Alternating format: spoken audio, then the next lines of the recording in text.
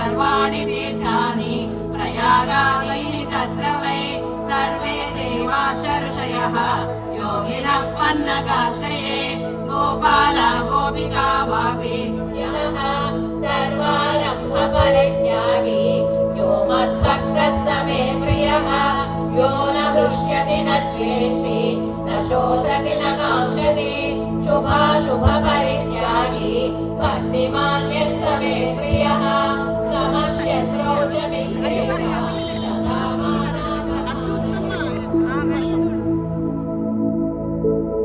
భగవద్గీతని ఆన్లైన్లో నేర్పిస్తున్నామండి.